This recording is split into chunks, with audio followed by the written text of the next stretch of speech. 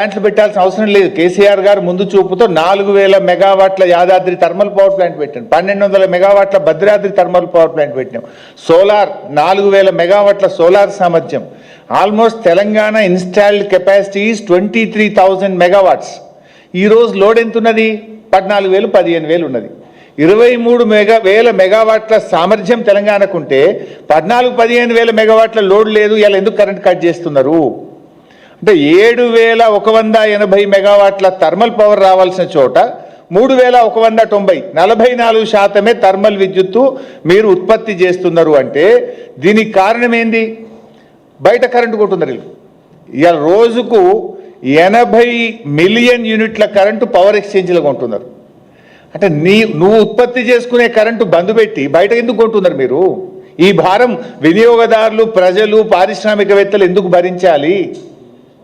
You have the capacity, కానీ బొగ్గు లేదు అని చెప్పి తాళం వేస్తున్నారు, బంద్ పెడుతున్నారు. బంద్ పెట్టి ఏం చేస్తున్నారు? బయట 80 మిలియన్ యూనిట్ల కరెంటు కొంటున్నారు ఒక రోజుకు ప్రైవేట్ ఎక్స్చేంజ్లో, అడ్డగోల్ కాస్ట్ పెట్టుకుంటున్నారు. అసలు ఇది ఎంత నిర్లక్ష్యం! ప్రభుత్వం చేతగానితనం వల్ల, సోయి తప్పడం వల్ల, ముందు జాగ్రత్త లేకపోవడం వల్ల, ప్రణాళిక లేకపోవడం వల్ల, ప్లానింగ్ లేకపోవడం వల్ల ఇవాళ ప్రజలు కోతలతో ఇబ్బంది పడుతున్నారు, రైతులు రోడ్లెక్కుతున్నారు. ఇవాళ రాష్ట్రం మీద, కన్జ్యూమర్స్ మీద విపరీతమైనటువంటి భారం పడతా ఉంది. ఇవాళ ఇంకా ఒక ఇంపార్టెంట్ పాయింట్ కూడా నేను ప్రభుత్వాన్ని అడగదలుచుకున్నా, ప్రజల ముందు కూడా పెట్టదలుచుకున్నా. ఇవాళ సింగరేణి వెబ్సైట్ ఉంటుంది. సింగరేణి వెబ్సైట్లో మొన్న జనవరి వరకు రోజు ఎంత ప్రొడక్షన్ అవుతా ఉంది, అందులో గ్రేడ్ ఏంది, G5, G6, G7, G8, G12 ఎంత, G14 ఎంత, G13 గ్రేడ్ కోల్ ఎంత ఉత్పత్తి అయింది అనేది ప్రొడక్షన్ డీటెయిల్స్ బీఆర్ఎస్ హయాంలో ఓపెన్గా కనబడేది, నో సీక్రెట్. కానీ అలా కాంగ్రెస్ రాగానే ఆ వెబ్సైట్ క్లోజ్ చేసేసారు. అసలు ఏ రోజు ఎంత కోల్ ఉత్పత్తి అవుతుంది, ఎంత స్టాక్ ఉంది, supply details and coal quality, ఇది ఏది కూడా ప్రజలకు కనబడకుండా దాన్ని ఆ వెబ్సైట్నే క్లోజ్ చేశారు. అంటే పారదర్శకత లోపించింది.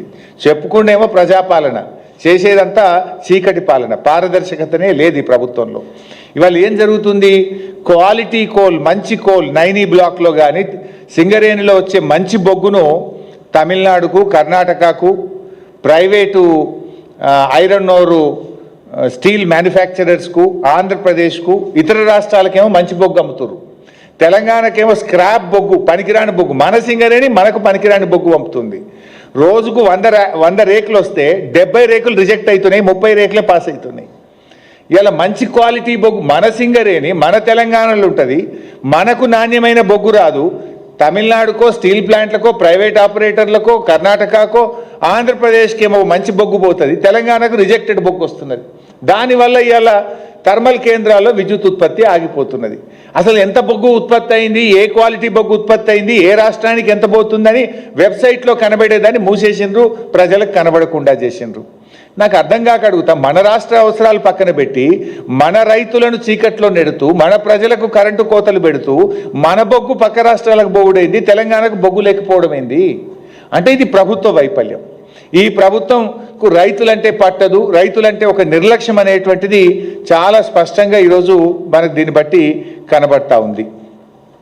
ఈరోజు మరో ముఖ్యమైన విషయం కూడా